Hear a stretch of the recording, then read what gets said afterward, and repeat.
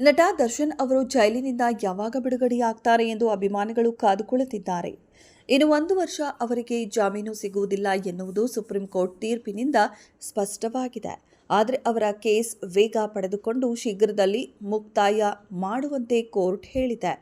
ಇದಾಗಲೇ 2 ವರ್ಷಗಳಿಂದ ನಟ ದರ್ಶನ್ ಜೈಲಿನಲ್ಲಿ ಇದ್ದಾರೆ. ಅವರ ಅಂತಿಮ ತೀರ್ಪು ಏನು ಬರಬಹುದೋ ಎನ್ನುವ ಆತಂಕದಲ್ಲಿ ಅಭಿಮಾನಿಗಳು ಇದ್ದಾರೆ. ರೇಣುಕಾಸ್ವಾಮಿ ಕೇಸ್ನಲ್ಲಿ ಅವರು ಮಾಡಿದ್ದು ಮಹಾಪಾಪ ಏನೂ ಅಲ್ಲ, ಆತ ಮಾಡಿದ್ದಕ್ಕೆ ಅನುಭವಿಸಿದ್ದಾನೆ ಅಷ್ಟೇ ಎಂದು ಕೆಲವರು ಹೇಳುತ್ತಿದ್ದರೆ, ದರ್ಶನ್ ವಿರುದ್ಧ ಮತ್ತಷ್ಟು ಜನ ಮಾತನಾಡುತ್ತಿದ್ದಾರೆ. ತಮ್ಮ ನೆಚ್ಚಿನ ನಟನನ್ನ ನೋಡಲು ಹಲವರು ಕಾತುರದಲ್ಲಿದ್ದಾರೆ.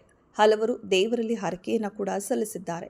ಇನ್ನು ಇದರ ನಡುವೆಯೇ ದರ್ಶನ್ ಅವರ ವಿಡಿಯೋವೊಂದು ವೈರಲ್ ಆಗಿದೆ. ಅದರಲ್ಲಿ ದರ್ಶನ್ ಅವರು ನಿಮ್ಮ ಬಗ್ಗೆ ಎಷ್ಟು ಹೇಳಿದ್ರೂ ಕಡಿಮೆ ಎಂದು ಭಾಸವಾಗುತ್ತೆ. ಕಷ್ಟದಲ್ಲಿದ್ದಾಗ ಸದಾ ಬೆಂಬಲದಲ್ಲಿ ನಿಲ್ಲುವಂತಹ ಈ ನಿಷ್ಕಲ್ಮಶ ಹೃದಯಗಳಿಗೆ ನಾನು ಸದಾ ಚಿರಋಣಿ.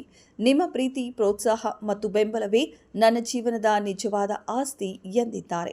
ನಿಮ್ಮ ಮನದಾಳದ ಪ್ರೀತಿಯ ಹಾರೈಕೆಗಳು ನನ್ನ ಮುಂದಿನ ಹೆಜ್ಜೆಗೆ ದಾರಿ ತೋರುವ ಬೆಳಕು. ಅಂದರೆ ಅತಿಶಯೋಕ್ತಿ ಅಲ್ಲ, ಆದಷ್ಟು ಬೇಗ ನಿಮ್ಮನ್ನು ಕಾಣುವ ಹಂಬಲ, ಕಾತುರ ನನ್ನಲ್ಲಿಯೂ ಇದೆ.